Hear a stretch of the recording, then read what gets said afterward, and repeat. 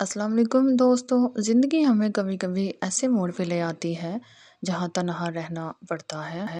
فاطمہ ایک خوشحال خاندان میں پیدا ہوئی تھی۔ فاطمہ کے والد ایک تاجر تھے۔ اس کی ماں ایک نرم دل اور پیار کرنے والی خاتون تھی۔ فاطمہ کے دو بھائی تھے جو اس کو بہت چاہتے تھے۔ ہر چیز مکمل اور خوبصورت تھی۔ فاطمہ کا بچپن بہت خوشیوں بھرا تھا۔ اپنی ماں کے ساتھ باغیچے میں پھولوں سے کھیلتی، اپنے بھائیوں کے ساتھ کہانیاں سنتی اور اپنے والد کے ساتھ بیٹھ کر گھنٹوں کتابیں پڑھتی۔ لیکن وقت کے ساتھ ساتھ اس کی ماں بیمار پڑ گئی۔ ڈاکٹروں نے کہا کہ ان کو دل کی بیماری ہے، علاج بہت مہنگا ہوگا۔ فاطمہ کے والد نے اپنی تمام جمع پونجی لگا دی، لیکن فاطمہ کی ماں کا بچنا ناممکن ہوا۔ فاطمہ کے لیے ایک دھچکا تو تھا ہی، وہ اپنی ماں کے بغیر خود کو ادھورا محسوس کرنے لگی تھی۔ اس کے والد بھی ماں کی جدائی کے بعد بدل گئے۔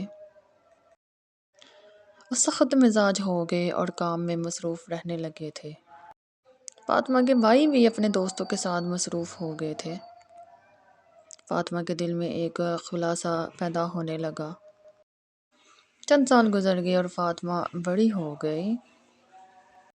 وہ ایک خوبصورت، سمجھدار اور ہمدردی لڑکی تھی، لیکن اندر سے وہ اب بھی اداس رہتی تھی۔ اس نے اپنی ماں کے بغیر جینے کا عہد تو کر لیا تھا،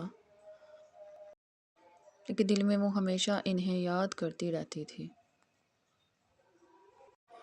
ایک روز اپنے والد کے کمرے میں گئی، اسے وہاں الماری سے ایک پرانی البم ملی۔ اس نے البم کھولی اور اپنی ماں کی تصویر دیکھنے لگی۔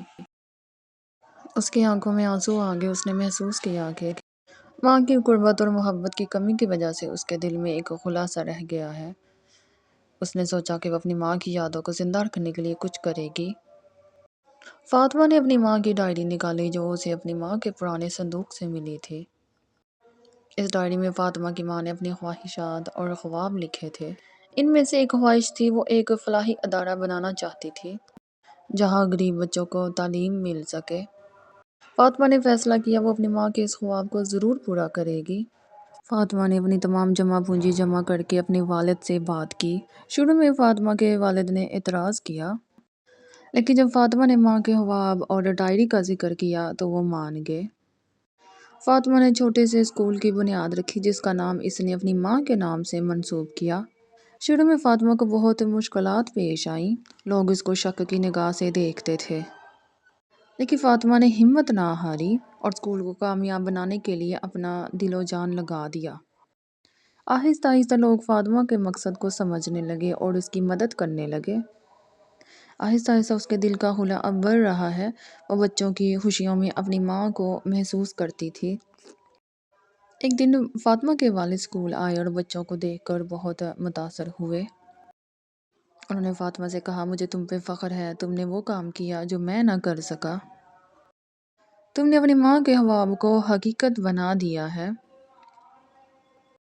فاطمہ کی آنکھوں میں آنسو تھے، لیکن یہ خوشی کے آنسو تھے۔